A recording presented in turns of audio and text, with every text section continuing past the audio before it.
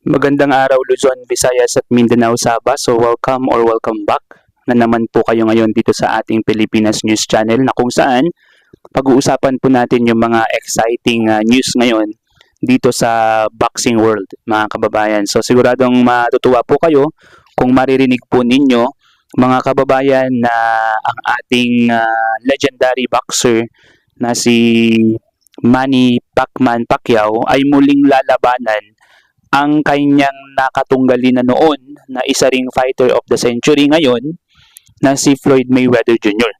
So ito po mga kababayan yung matagal ng pinakahihintay ng lahat dahil nga po sa marami po ang kontrobersiya na bumabalot po dito sa naging laban ni Manny Pacquiao at ni Floyd Mayweather Jr. So pag-uusapan po natin yung mga detalye, kung kailan ang laban po nila, kung kailan ba or saan ba ang laban, at ano ba yung mga iba pang mga information tungkol sa laban na ito. So, sinabi po dito sa Ring Magazine, okay?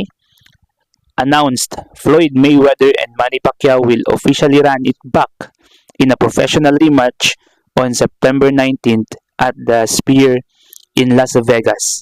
The two icons previously fought in the fight of the century in 2015. So sila po yung tinaguri ang fight of the century noong 2015 at nagawaran nga po sila ng fighter of the century ng magkakaibang boxing body organization. So ito na po yun, Mayweather versus Pacquiao 2. Mangyayari po sa September 19. So ito din po sa Marvin Mabait Updating Facebook page. Sinabi po dito, Manny Pacquiao versus Floyd Mayweather Jr. 2, let's go. So yan po yung i-cover din po yata ito ng Netflix. Dito po sa Pinoy Boxing Prodigy, tungkol pa rin po ito kay Manny Pacquiao and kay Floyd Mayweather Jr. Sinabi po dito, patibayan ng tuhod. Alam mo ba, literal na laban ng mga lolo ang rematch ni Manny Pacquiao at Floyd Mayweather Jr. Dahil nga po sa tagal-tagal ng panahon, mga kababayan, may mga apo na po sila. Dahil pareho silang mayroon ng apo, maaaring may nangyari na rin ganitong sitwasyon sa mas maliliit na boxing events, ngunit wala pang widely documented o notable case sa professional boxing kung saan parehong confirmed na lolo ang dalawang naglaban. Kung kaya ang Pacquiao-Mayweather rematch ang maituturing na kauna-unahang high-profile professional boxing match sa pagitan ng dalawang certified grandfathers. Ayan po. Abangan po natin yung tuhod ng dalawa, kung ano bang mangyayari sa kanilang mga tuhod pagdating ng kanilang clash or laban sa lona. Sinabi po ito sa Cuadro Alas sa Facebook page.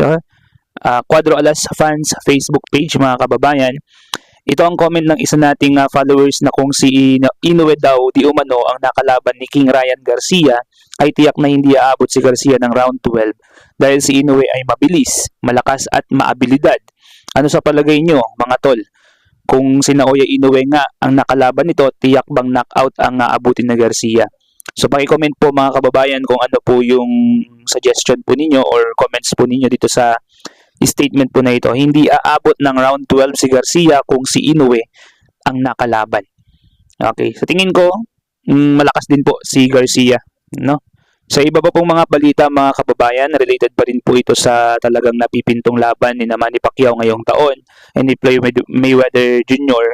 Dito po sa MTVC Sports, Manny Pacquiao vs Floyd Mayweather Jr. 2, September 19 sa Las Vegas, Nevada.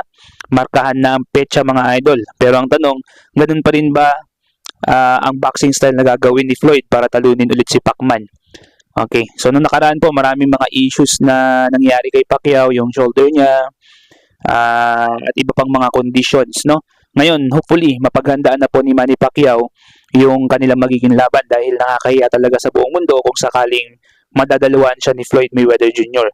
Alam niyo naman po kung gaano mang-asar itong si Floyd Mayweather Jr. sa social media.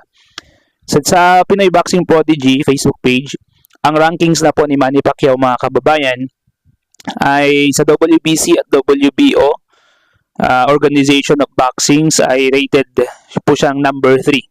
Sabi po dito, pwede pa si Manny Pacquiao, kasalukuyang rated number 3 sa welterweight division ng WBC at WBO. Maaari nga rin po sila maglaban ni Garcia kung tutuusin. Dito po sa Ring Magazine pa rin, no? Manny Pacquiao and Floyd Mayweather are already going back and forth after their rematch on September was announced earlier today. Sabi po dito ni Manny Pacquiao, I want Floyd to live with one loss on his professional record and always remember who gave it to him. Yan po yung sinabi ni Manny Pacquiao. And si Floyd Mayweather naman po, I already fought and beat Manny once. This time will be the same result. So same result lang nga daw po mga kababayan. Okay, sa last naman po nating balita ngayon mga kababayan, no, sa Pinoy Boxing Prodigy. Alam mo ba, tinatayang umabot sa 2.5 million mahigit o 140 million pesos ang kinita ni Mario Barrios sa laban nila ni Manny Pacquiao na nauwi sa majority draw. Ito ang pinakamalaking kita niya bilang isang professional boxer. Iba talaga pagka nakasabay mo si Manny Pacquiao sa isang labanan sa lona, talagang kikita ka talaga. So how much more pa ang kinita ni Manny Pacquiao dito kung sakali, no? So ang prize money po, no? A WBC welterweight champion, sabi po dito, Mario Barrios reportedly earned an estimated $2.5 million in his draw against Manny Pacquiao. Draw pa po yun, wala pang panalo, wala pang natalo. At draw pa.